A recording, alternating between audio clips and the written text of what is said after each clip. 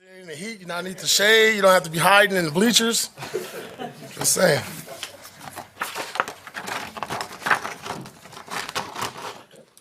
Cool. Antonio, you're getting ready to break now. Your first offseason as the head coach of the Raiders. Got to see this whole process from beginning to the end today. How do you feel everything's gone so far? Productive. Ask the coaches from the jump to put X's and O's to the side a little bit in the offseason as we start up in phase 1 and 2 and get to know one another. Coaches on coaches, coaches to players, and then when the players came in, players to players. Wanted to really build that chemistry, that continuity, that trust, accountability, communication that we talked about all offseason. I thought it went well. When we got on the grass, you can see the excitement, the passion, the love, the effort to play the game. I think the best part about the offseason, you're still in school. And it's in a sense, when I say you're in school, you're learning. There's been adjustments that the coaches have come up with. We have new staff, obviously, on offense. Defensively, we added some new pieces in the coaching staff, a lot of good ideas. And then you want to put it on the grass and see how it comes out and how it works with the players. And that's the best part about it, because now over the next 5 weeks, as Patrick Graham would say, you get in the lab. Luke, you get in the lab. Tom, myself, we get in the lab, and we make the adjustments necessary for what team we have now. Because when we first started in phase 2, we didn't even have a draft. We didn't have the rookie class. We didn't have all these other pieces. And then you put it all together and you see how it starts to gel. And your identity and your the look of your team starts to mold into what you want it to be. We talked to Devontae yesterday, and he talked about setting realistic expectations for this time of year, the minicamp, but also setting high standards for yourself. What would you say are realistic expectations for this time, and what are the high standards you set for the players? Yeah, the expectations is what I talked about. Get to know one another. It's about people first. We're in the people stage because we don't have pads on. We're out there playing 7-on-7. The standard never changes. It's to come in this building every day with a smile, with a purpose, to be the best version of yourself, and to build a team. Because we're going to do that in training camp. When we get the pads on even more and more, we get to know about each other physicality-wise. But I think we've done a good job of really taking the time and getting to know each other in this building. And I'm not talking about just the first floor. I'm talking about the second floor, the third floor. We've done a lot of things with team bonding. The guys have done a great job of doing things outside the building with one another. And then when we got on the grass, we've competed and done a good job of taking care of one another. What are some of those team bonding activities that you think have been the most productive or brought you guys the closest together? Probably the one next door. That was interesting to see. Good athletes, right? We got 1%ers of the world playing for the Las Vegas Raiders. But when they go over there and they put on their basketball shoes, some of them need to stick to their day job, keep the cleats on, all right? But it was good to see, we had a skills challenge, we had a three-point contest, a knockout challenge, another shooting competition. Then we played some 3-on-3, and then you saw the real hoopers. And we got some real hoopers on this team. But and we got some guys that can hoop. We got a lot of guys that, Dave and Buster's probably needs, they need to see Dave and Buster soon. But it was cool to really see these guys compete, get to know one another, mix up the teams, offense, defense, special teams, put all those guys together and just let them go at it with one another. We talked to a lot of the assistants the last few weeks, and a lot of them have mentioned how you've empowered them as assistant coaches to kind of lead their rooms or whatever their responsibility may be. Why was that something that was important for you to do, kind of taking over as head coach? Yeah, because I can't do everything. I can't be in every room. Just like right now, we got meetings going on. I can't be in there. But it really started with our staff, having them present in front of the entire staff, different projects, both offense versus defense versus offense, and special teams, getting some of our younger coaches to speak up and talk.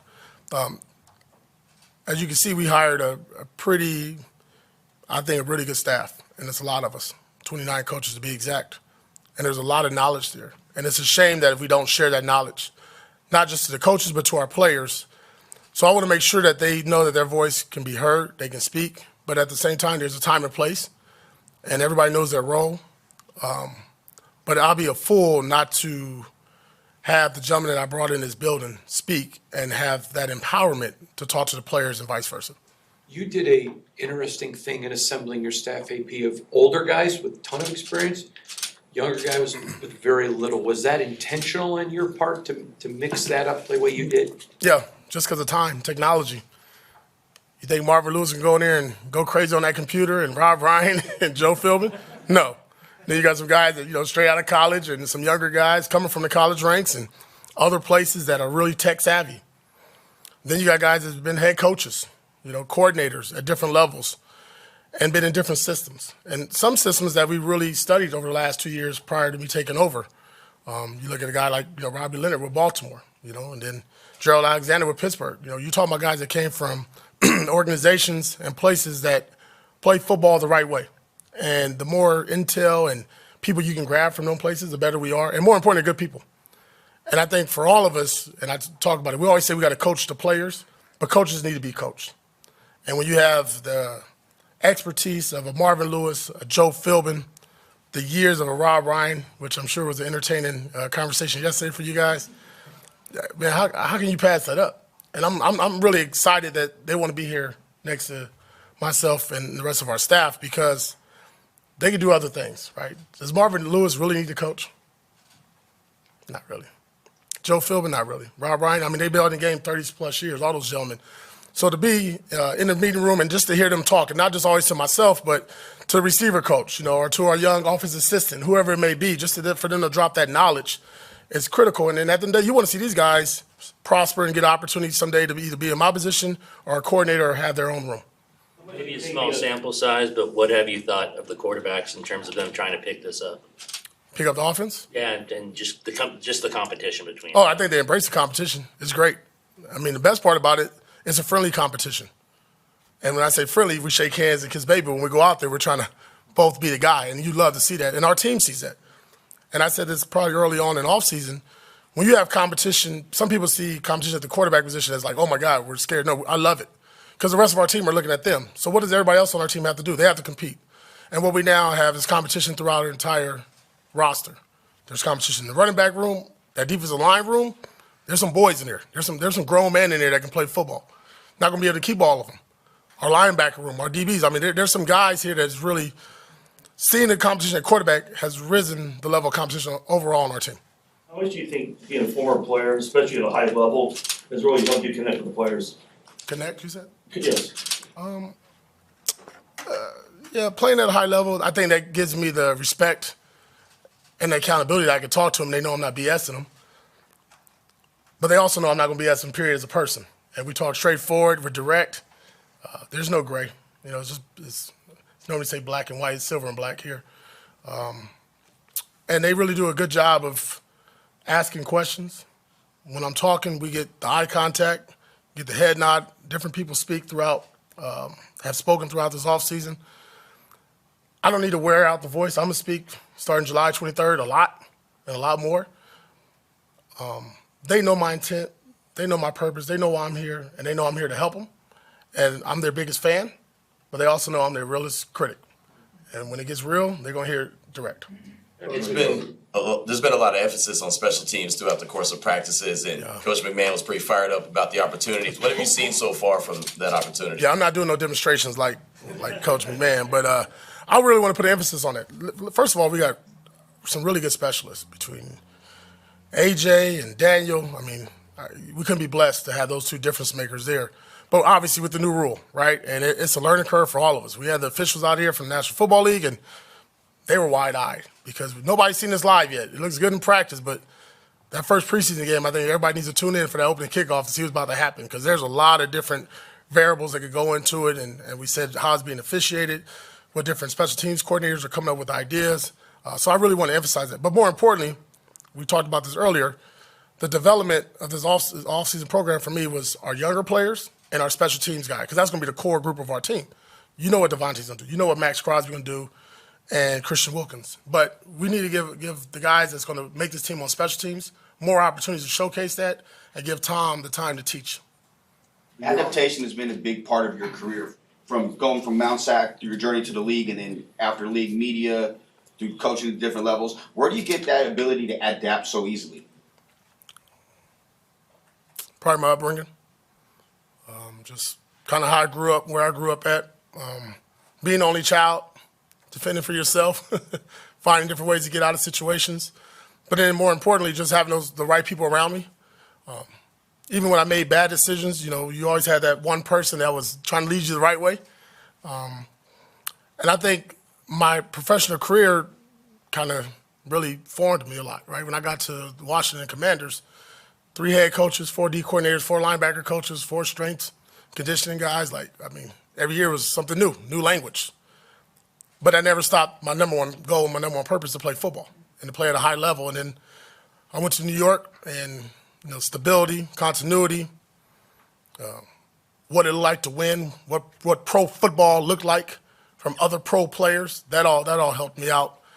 And at the end of the day, it's like what I want here, when you have those veterans, like I had as a rookie with Darryl Green, Bruce Smith, Jesse Armsteads of the world, they helped mold me to be the player and to train, to study, to prepare to be a professional football player. And that's something that I really believe in, and that's reflective in our staff.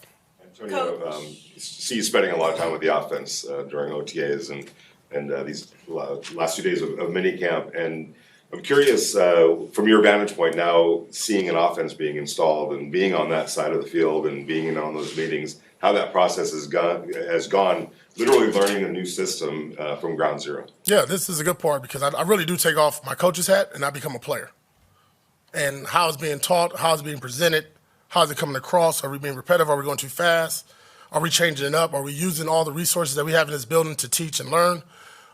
It's been very good because I can actually put myself in their shoes. But more importantly, when we have those staff meetings at night or in the morning, things that we talk about and seeing our different assistant coaches talk, like we talked about empowering them earlier, I think it's been critical for all of us because having one voice talk all the time, installing it can get boring, right? But when you change up and you got a guy like Luke Stecker that comes in and got a lot of juice, a lot of energy, then you get James Craig and he's all wiry and it's like, goddamn, so you bounce the ball, then you got Cadillac and you got that southern draw, you slow it down. So now these guys are on their toes. It's not just sitting there and you get bored, right? Because at this time of the year, again, it's voluntary. So to see those guys in there and just to have that attention span was really critical for me. And obviously that's why I'm sitting there because I want to make sure, we're getting it the right way. I know there's no fast forward button that you could push to make this thing a finished product yet. What is your assessment of where the offense is right now in terms of the install? And it seems like there's a little ways to go, obviously. Yeah, it is because we still got training camp. So that's a good part. This is what I would say, and I know it might come up in another question, I don't think the offense is behind. I think the offense is where every team that has a new offensive coordinator and head coach is at right now. I don't think I've ever heard a team say, man, the offense is way ahead of the defense right now in June.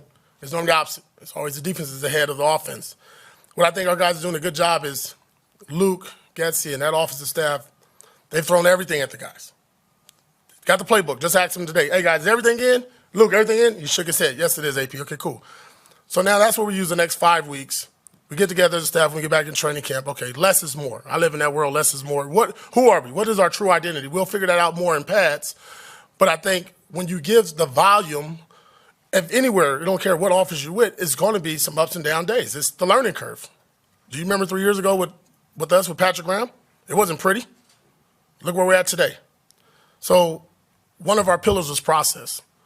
And I told our guys, don't get frustrated, just trust the process. And I know it's repetitive, it's a cliche deal, but it's true. Just trust the process. And again, it's on us as coaches to take out the things that we just can't get right. But it's also up to you as players to get it right, to study the playbook, right? To come back July 23rd, more dialed in, more focused, more of an understanding of what to expect, what the calls are, go to vocabulary. That's your job. You're a pro football player. You come prepared come July 23rd. I think you'll see growth as we go through training camp. Go Hondo, Heidi in the phone. DeAndre spoke about, respect for your career, but the fact that the way you fathered him was what he was proud of. Father's Day coming and your family's so valuable. What's that mean to you? Yeah, it's cool. Fortunate to be an only child. I'm also fortunate I had a lot of children. And when I played, I had DeAndre at 18 years old, okay? So sophomore year of college, you got a son. I'm chasing my career goal, and there's a lot of things I miss, right? There's a lot of graduation, performances, practices I couldn't take him to. And I didn't want a chance that when I got older and I finished playing that I missed those again. DeAndre's done a good job throughout his life of high school, playing college football, tried the pros, got into coaching. Listen, the opportunity came up. You put him on the staff. You put him at the bottom of the list. Make him, do the simple things, the hard things he's not comfortable with. He's over there coaching O-line, getting the hell beat out of him by goddamn Jackson. Getting him thrown out the club. Like, goddamn, don't hit him. He's a DB, but it's okay. But the cool part about it, man, Father's Day coming up, and for all our coaches and all the fathers out there, there's nothing like that relationship. As fathers, we get beat up a lot, right? Now, by being here, I wasn't a deadbeat dad. I was always there for my son, and I'm proud of where he is. I'm proud of all my children. And I'm just proud of the man that we have in this building, because I think we got some excellent men in this building, and happy Father's Day to everybody going forward. Coach, I was curious. Yesterday, Christian Wilkins spoke about how Max Crosby brings his level of play. I'm wondering how Max's gas tank challenges Thayer Munford, what you've seen out of his development with Max on the other side of him. Yeah, that's a great competition every day to go up against Max and Christian right over there. If I could just hit a little bit on Max and Christian, I think the best thing and the greatest thing for the Raiders, what we're seeing is two alpha competitors compete in everything. And that just goes back to the question earlier about quarterback competition. These guys are competing in everything. First one to get off the rock. First one to win the individual drill. First one to run from the jungle gym all the way to field one. I mean, everything's a competition. So what is happening with our team? Everybody's following. Everybody's now leading. When I first got here, it was a Max Crosby show. Fanboy Central. Wave your hands. And it was Max and the band.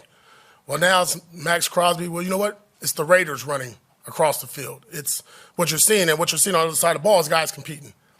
Everything I've talked about in every phase, phase 1, phase 2, phase 3, minicamp competing. When I get to training camp, it's competing. It's Raiders versus Raiders until we get to week 1 of the preseason and week 1 of the regular season. The Raiders are going to be not the best of friends when we get to training camp. It's not going to be pretty. It's going to be ugly. I'm sure it's going to be violent. And then we'll love one another and we'll do it against somebody else. But Max Crosby going against Mumford is going to do nothing but make Mumford a better player. Every day you're seeing a guy that's coming at it. Mumford can't have a bad day. Can't have a bad rep because you're not the guy. I'm not slowing Max Crosby down. Not doing it. I told her staff, not doing it. Dude just walks around and bounces. Not going to do it. Mumford's going to see that in real life when we go up against other really good defensive ends in the National Football League. So to get those repetitions each and every day, give or take 50 to 60 snaps per practice, I mean, hopefully that speeds up the development and the growth with him and makes us a better team. Antonio, we already know what Davante Adams can do. It's been documented. But when you look at the rest of that room, how good can that receiver room be for the Raiders this year? There's two guys I'm going to point out, and obviously the obvious ones, but one guy really stood out this offseason, Trey Tucker. Different dude. He looks different, acts different, runs different, catches the ball different. Don't look at the size. Don't mention that. Watch him play. He's the biggest guy out there. He had a hell of an offseason. Came back right after the offseason program, Super Bowl, and got in here and started working and was here every day. Blazer, we know about the speed, but everything that we talked about working on, he took that to another level. And you can see the look in his eye of a confident player, of a guy that's just going to constantly get better. He's pushing. And the guy that's right next to him, who I get it because you have Davante, these guys kind of get put in the background. Jacoby. Jacoby is that guy. When you say, I need a dog, Jacoby's a dog. Jacoby's an alpha. Jacoby is fearless. Jacoby works probably as hard as any player on our team. And his commitment, and you saw this last year, his commitment in the run game speaks volumes. Because he could be easily a 100-reception, 1,000-yard receiver. But it's all those other things. It's those crackback blocks. It's those hits on the DN, the linebacker, getting his nose bloody, rolling up his sleeves, flexing on guys, setting the tone. His energy and presence might not say a lot, and you guys know him. He's kind of real slick and sly with his words. But when he speaks, you better listen because he's got some substance behind him. So those two guys have really taken a really good jump for us. It's been really good to see because we're not going to win this game with one person. We're going to win this game as a collective group at the wide receiver core, the tight end, running back, and the quarterback. It's not on just one guy. And we won't win or lose by that. And these guys have really bought into the team aspect that it takes all of us to do it. I always talked about our superheroes putting on their capes. Well, I told the guys today, hey, those superheroes need some other guys to put some more capes on. We need some more capes in that room. And it's okay for Big Mike to step up. Brock Bowers, I don't care about a rookie. We're going to go. When he's ready to go, we're going to let him go. Right? Alex Madison, Zamir White, Amir. We got a lot of guys this offseason who have really relished in the role of competing and taking on that sense of ownership. Like, I'm not going to wait for something to happen. I'm going to go make it happen. And that's the difference I see in our team overall. Let's go with Vic, Allen, and then Kevin. What's the next step for Zamir? You mentioned Zamir. What's the next step for him this year being the guy, and kind of what does he have to do to kind of take the next level? Well, I think with anything, right? Let's say he's running back A or B, however you want to look at it. It's just the physical demand of playing that position for 17 games, right? Let's say he's up in the 200, 300 carries. I don't know. But let's just say he's up there. That's going to be the most he's had in a long time. So how he take care of his body, what he does over the next 5 weeks. You saw when he came in this offseason. Oh, he looked right. He's built right. He's a strong, powerful man. But then also just understanding that just because you got the job now, that it can't be taken. Alex Madison, really good football player. And that's why I'm going to keep going about our team. These guys got to step up, but it's just not on Zamir. It's everybody. And Cadillac has done a really good job of really pushing competition, pushing those guys. And listen, you have a bad play, next man up mentality. So Zamir understands this, so don't get comfortable. And I think he's done a really good job of that. Glad you brought up Kylak Williams. Actually, I was going to ask you about him. How did you hook up with him? How did you get him on the coaching staff? Yeah, 2005, we played against each other when he was a rookie. Played him several times throughout his career. Interesting, when I was the head coach at Poly, we did an NFLPA game together. We were on the same staff. Saw him work there. I think that was 2013 or 14. And then just watching college football, saw what happened at Auburn. And to be honest, thought he was still there on staff. And then obviously, we was looking at different coaches at that position. I kind of got a text from somebody like, "Hey, did you say about Cadillac?" I'm like, "Oh, he's coaching at Auburn. Isn't he get the head coach job?" I remember something of that nature. We spoke on the phone, and it was a no-brainer for me, man. Like, he was a hard worker, he was a grinder, he was a gritty guy. Obviously, that backfield he had out of Auburn. He had Brandon Jacobs as a freshman, Ronnie Williams, and then Cadillac. Yeah, it was Ronnie, right? Ronnie Williams, I believe. And then Cadillac. And those guys, man, they played the game the right way. They were physical, they were tough, love ball, gritty guys. And I thought really at that running back room, because that room is so unique now in the National Football League, how it's being evaluated and the pay scale, that you need somebody in there that can really just not talk ball with them, but talk off the field football with them and understanding what it is and the ups and downs of playing running back in the National Football League. As you cut the players loose this week, what's your message for the expectations you have for them for the next few weeks before training camp begins? Good. I told them to decompress, remove themselves, because we had a really good job with attendance. We did a really good job with attendance this offseason. I said, hey, use the next 2 weeks just like I'm going to do. I'm going to unplug. So if you don't have WhatsApp, don't hit me up. And I said, come that second week of July, you need to turn up the heat a little bit. Get that water in that pot, start to simmer. But I said one thing we can't do is we can't start over on the 23rd and 24th. We're not going backwards. So it is on you to come in here in the physical shape. It's on you to be ready mentally and emotionally, but more importantly, understanding the playbook, because we're going forward with whoever can understand the playbook. It's not about, draft pick. It's not about money. It's not about status. We're going with the guys that put in the time and commitment to do what we want to do over the next 6 months. And that's just do one thing and one thing only, win. And I want winners. Winners never stop working. You can decompress, but I didn't say you stop working.